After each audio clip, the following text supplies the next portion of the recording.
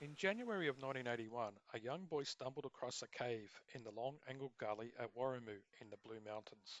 He first noticed a white banana chair which had bones on it, and after he and his older brother took a second look, police were called, and after a thorough investigation, they confirmed the bones to be human. After thoroughly investigating the cave, they found the bones belonged to a Audrey Mountford. Their conclusion was that she died sometime during the middle of 1971, as railway stubs of this date were found with her belongings. So I'm going to try and find where Audrey Mountford's cave is in the Long Angle Gully in Warramoo in the Blue Mountains. Hello everyone, I'm finally back out again to do another historical video, and this time it's in the Warramoo area to try and find the cave that Audrey Mountford passed away in back in the early 1970s, and she was found in the early 80s. And there's really no trail to it. We just bush bashed from all the way down there. I couldn't film anything because I needed to use both my hands to get down here, but what a great looking place this is. I'll just zoom out. Fantastic area here, look at this. We're just having a rest here after we've been probably half an hour to get down here. Anyway, we've got a long walk along the creek because we've had to go past it to get down because it's been a sheer cliff face 3/4 of the way down. But anyway, we're going to make our way up that way and see if we can find this cave. You can see why she picked this area to live in a cave. Would have been cold during the winter time though. Plenty of water. Just food would have been a problem. She would have had to go up and buy some food up at the shops. Back in the 1970s, she had a bank book with her, so she would have been doing that. Maybe the cold got to her, maybe starvation. In this section, we're just going to cross the creek,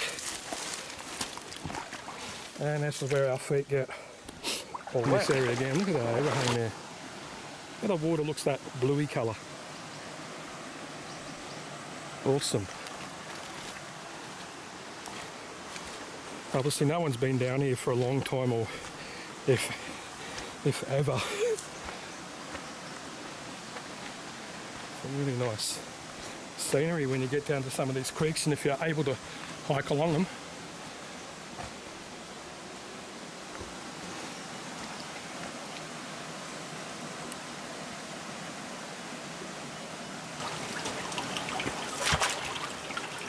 I'm stuck on these rocks here, just got to navigate our way through, just keep zigzagging through the rocks.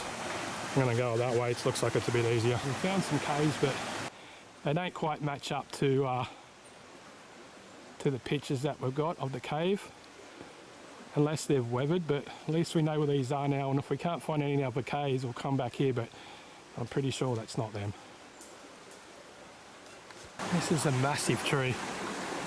Goes right up here, it's pretty big. It's the biggest one in the area so far. So, already got wet feet, so I don't really care about that. Just take our time, go through here.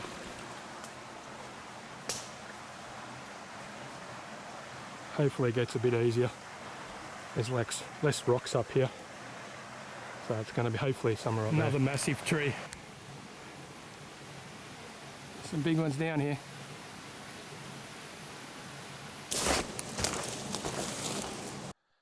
So I had a mishap with the camera, which ended up it not working properly. Basically, just after that last piece of footage, we had to go across the creek again. We did cross the creek numerous times. It didn't seem like it was going to be a problem until we got in the creek and we were about hip deep into sand. So we got it through the creek, end up having shoes full of sand. So I had to take the sand out of my shoes. So I just put the camera on top of this large boulder that was about 1 meter high, and I didn't put it down properly.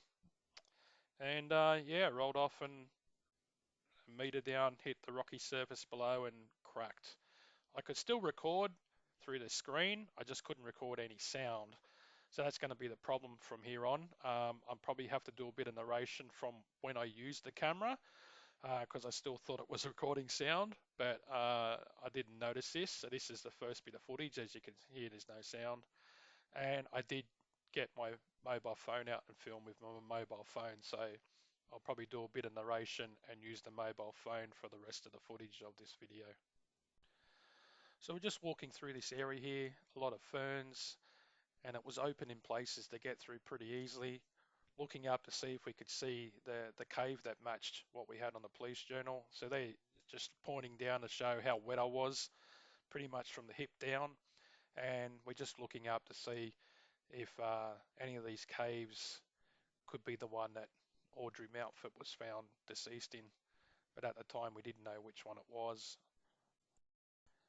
So here's just some footage of another massive tree, biggest one in the area. If I had a picture taken next to it, I would have been dwarfed by that tree quite easily. And right behind the tree here, what makes it interesting is that little overhang there, and you see a few small trees in front of it. I think that's could be the cave that Audrey was in. I didn't think it then, but after seeing it a few times, I'm thinking that could be quite possibly the overhang that she lived in for a short time while she was down in Warramoo. So we're going to have to go back and check that one out later. So after bush bashing it for quite some time, both Oliver and myself, we noticed this cave, and we had been seeing various caves along the way, but none of them really matched the picture from the police journal from their investigation into Audrey's death. And so Oliver hiked up the ridge, and then he come to the conclusion that it wasn't the cave. So then we kept on pressing on. So we finally made it to the Long Angle Gully fire trail. We've been looking for a couple of hours and we couldn't find what looked like the picture we had from the police journal. We couldn't line it up. You got to remember it's 44 years ago that these pictures were taken, so the bush is a lot different to what it was back then. You can see how it's the waterlogged the trail. It's a lot of it was underwater. Didn't bother us because we were all pretty wet anyway from going through the creeks so many times. And the sand that we got through, picked up in our boots, actually kept the leeches at bay.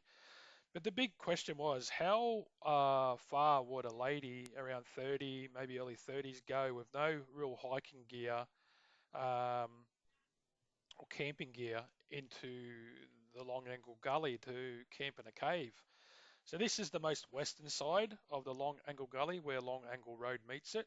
And the lady up there owns that whole area all the way down there that we'd walk through, all the way down to a crossing. And on the other side of the crossing where we'd come through, that is private property as well. We did not know that. There was no sign saying private property. We knew there was a house down there, but we didn't know that they owned all that area that we'd walk through. So if we knew that, we wouldn't have gone through there. So it's just a reminder that not everywhere in the Blue Mountains is Royal National Parks or Blue Mountains Council. People do own certain parts and they just leave it as normal bush.